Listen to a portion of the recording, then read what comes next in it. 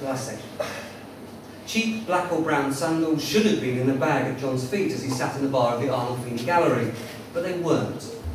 It was early, and no one was there save for a single barman and a couple sitting near the door discussing how to mount the next edition. They must work here. They had espressos, John, Murphy's Irish Stout. He didn't have a paper, and he didn't know what to do with his hands. He placed them on the table, swaying the fingers out against the wood. He folded his arms. He clasped his fingers and placed them in his lap. He rolled them around a glass of stout. Not knowing what to do with his hands, he drank more quickly than he would have wanted, and he wasn't aware of how quickly he was drinking. He was aware of the near emptiness of the room and of the drizzle falling into the water of the docks as he looked through the large windows, and he was aware of beginning to feel cold. That was probably the chill of the stout working its way through. The drizzle merged with the grey slough and was lost. It is hot. No shade and no trees. They wait for the train. John thinks how nice an anise del mono might be, but Sarah would not care for it. Too much like licorice. She would not welcome him drinking it. He orders 2 large cold beers from an old woman sitting by the beaded curtain. Sarah looks off across the rails to the hills on the far side of the valley. Shame you don't like anise, isn't it? John looks across the rails and across the flat-bound country of the valley. At least you gave it a go. What? Anise? Yes, at least I gave it a go. John has not touched her beer. Sorry, she has not touched her beer. John's is half finished. He should not order another. Your beer's getting warm. She sips it from where it stands on the table before grasping the hand and gulping twice. Sarah stands and walks slowly to the end of the small platform whilst John lights a cigarette. She walks slowly from the shade to the glare. She's blurred by heat haze. When she returns, he has finished his beer and has hers in front of him. You okay? I feel fine, she says. Nothing wrong with me. I feel fine. And when was that? Before or after Santiago, he couldn't be certain. He couldn't be certain it had happened at all. His pint of stout was certain, and by the pint was a pamphlet of upcoming events, or events past he didn't know. He hadn't looked at it. Instead, he just watched the rain and looked at the front of the pamphlet in turn.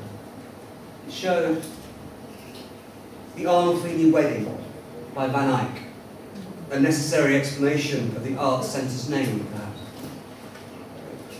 With a little dog at their feet, the Arnolfinis stood, stand, will go on standing, he in full face, she in half profile, her embroidered wimple falling to the green, fur-rimmed gown she wears.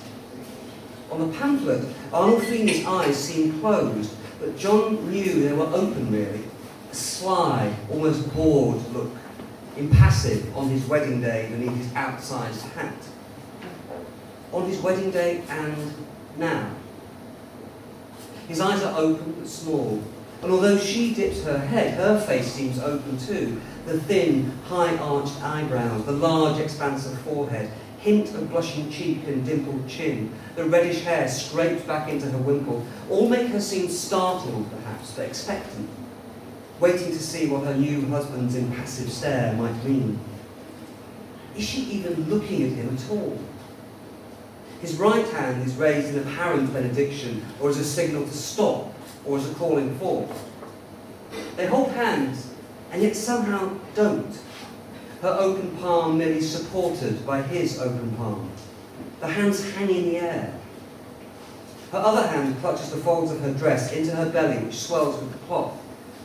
John did not know if she was meant to be pregnant or not, or whether she was just clearing her feet in the swathes of material, or whether perhaps it might not be an expression of hope that she herself will swell in time and that this raised hand will call forth and then bless his own child. John couldn't help but see her as pregnant. Closeted away in a small room, this was no wedding, but something else. An appeal, a statement of fact on behalf of a future still unknown, but to be secured through will and representation. The then unknown and now unknown, at least to John. And John knew that barely seen on the pamphlet, but above their hovering heads, was a mirror. And in the mirror, The reverse of the scene, with Van Eyck witnessing it all. He couldn't be seen now, but John knew that Van Eyck stared at him as he stared back. Bring it to the now. Away from the Arnold feelings, away to now. John downed his pint and found himself in the exhibition space. It was empty. The parquet floor stretched to the whitewashed walls. No one had seen him go in. No one would be in there now, they must have thought, save the odd pensioner, perhaps, bemused before the modern art. John was bemused by modern art, or was it postmodern? He didn't even know the name of the thing by which he was bemused. The exhibition seemed an eclectic collection of canvases which calmed John. He thought that Tate was dead, or he had been told the same by someone who knew on BBC Two. Installations lost him. John was further calmed by the definable forms on the canvas he first saw. Bodies twisted, blurred and distorted, but still bodies of muscle, ligament and skin. The point was the distortion itself, he assumed. Or was he meant to be glad that, despite it all, the body remained? He wasn't glad. He wished he'd bought a newspaper. Bodies were the theme. The apparent eclecticism was held together by the emergence again and again of bodies. Grace, ecstasy, power, pain, still humility, clinical openness. This one wasn't pain.